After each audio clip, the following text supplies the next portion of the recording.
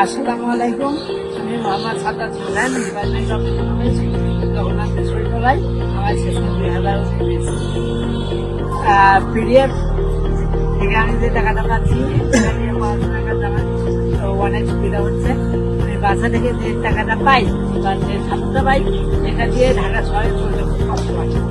তো এখান থেকে যে টাকাটা পাই এই টাকা দিয়ে আমার বই কেনা, নোট কেনা বা যাবতীয় আনুষঙ্গিক খরচগুলো চালাতে খুব সুবিধা হয়। আমি 2 বছর থেকে এই টাকাটা পাচ্ছি। এই মানে যারা এই টাকাটা আমাকে যে ভাইরা দিচ্ছে তাদেরকেও অসংখ্য ধন্যবাদ। এই টাকাটা না পেলে হয়তো আমার পড়ালেখায় আর অন্যান্য খরচ চালাতে অনেক অসুবিধা হতো। ধন্যবাদ।